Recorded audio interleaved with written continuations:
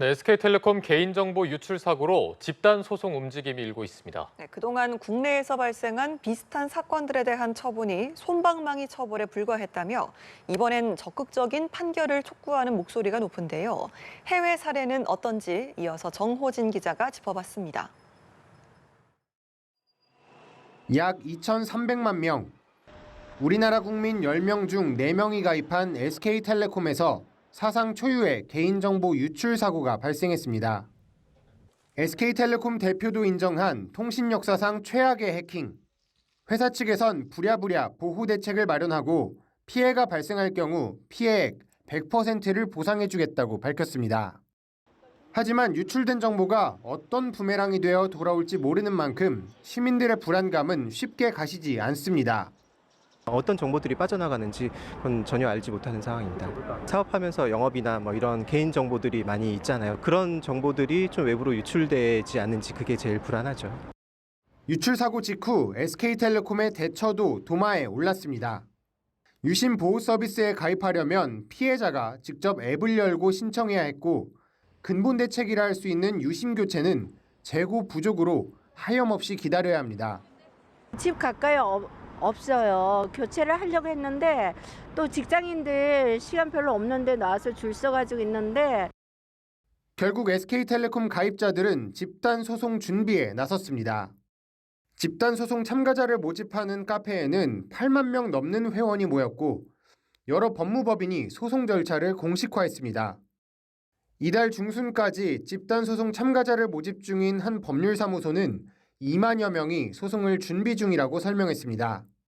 법률 전문가들은 해외에선 천문학적 규모의 배상이 이루어지고 있다며 사법부의 적극적인 판단을 촉구했습니다.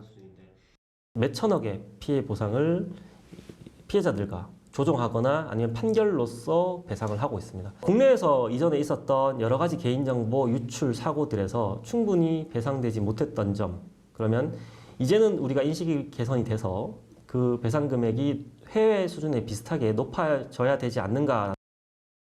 앞서 메타는 2018년 전 세계 2,900만 개 계정에서 개인정보가 유출된 해킹 사건으로 3,800억 원 가까운 과징금을 부과받았습니다.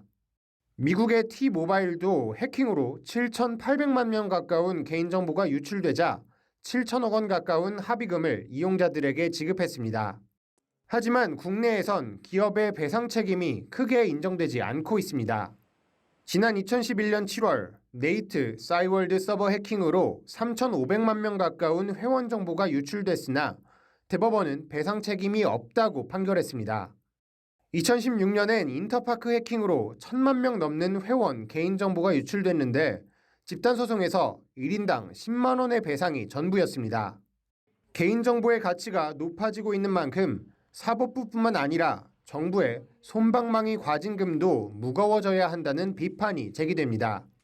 앞서 LG U+에서 약 30만 건의 고객 정보가 유출됐을 당시 68억 원, 올해 초 골프존에서 220만 건 가까운 정보가 유출되자 75억 원의 과징금이 각각 부과됐지만 이 또한 낮다는 지적이 많습니다. 과거와는 차원이 다른 책임을 묻겠다는 정부가 어떤 결정을 내릴지에 관심이 모이는 이유입니다.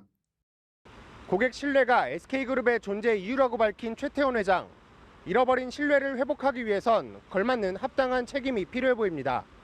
연합뉴스TV 정호진입니다.